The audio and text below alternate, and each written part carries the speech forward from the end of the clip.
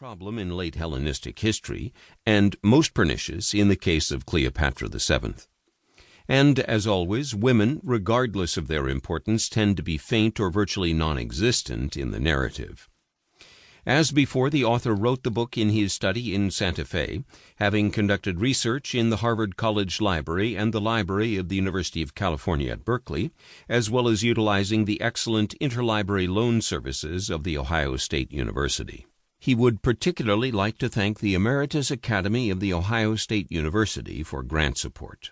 Among the many who assisted in the completion of this work, he would like especially to thank Stanley Burstein, David Brond, Emma Dodd of Numismatic Arts Classica, Amelia Dowler of the British Museum, Patrick Alexander Kreutz, Kenneth Lappeton, Lee Patterson, Letitia K. Roller, Lisbeth Thoresen, Stefan Vranke, and many others at Oxford University Press, Claudia Wagner and Wendy Watkins, and the Ohio State University Center for Epigraphical and Paleographical Studies.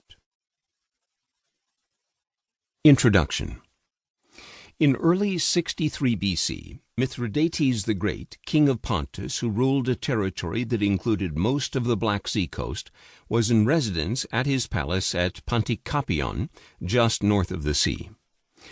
For 30 years he had been fighting the Romans for dominance in Asia Minor and beyond, and although he had won numerous victories, the overall trajectory was one of steady defeat for the king as Roman power spread to the east. He had been forced to abandon his traditional capital of Sinope on the south shore of the sea and retreat to the farthest corner of his kingdom at Pantikapion, one of the most remote cities of the Greco-Roman world, where winters were unimaginably cold and the barbarian threat was ever present. Many of his allies and much of his family had abandoned him. Although he planned an invasion of Italy by going up the Danube and south through the Alps, imitating his famous predecessor Hannibal, he devoted most of his time to botany and pharmacology in the long-standing tradition of scholarly royalty. But eventually he realized that he had no other options, and thus asked a bodyguard to kill him. Thus ended the career of one of the most remarkable leaders of classical antiquity, the man whom his younger contemporary Cicero called the greatest king since Alexander the Great.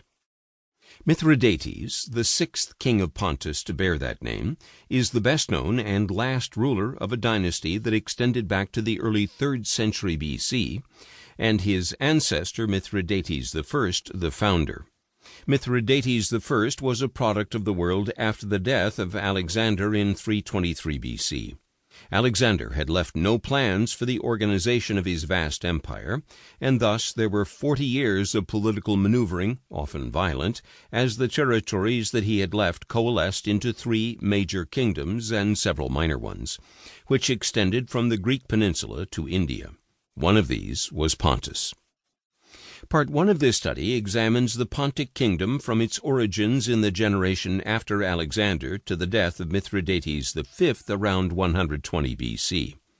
Mithridates I, the founder, probably descended from the Persian aristocracy, emerged as a follower of Alexander's successor, King Antigonus I Monothalmus, the One-Eyed, but eventually became a threat and had to flee for his own survival into the rugged mountains of northern Asia Minor. He declared himself king at some time early in the 3rd century BC and began to rule a sprawling, unorganized territory that eventually became the Kingdom of Pontus, establishing his capital at his new city of Amasea on the Iris River.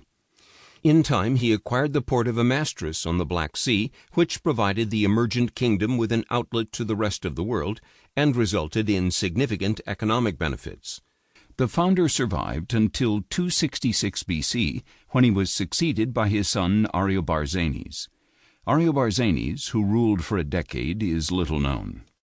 His son Mithridates II was the first to establish the international profile of the Pontic state.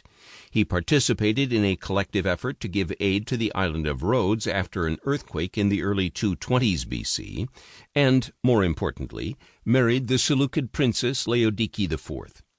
The Seleucids were one of the major empires that had been established after the death of Alexander, and the largest territorially, extending at their peak from the Aegean to India, and their acceptance of a dynastic marriage with the king of Pontus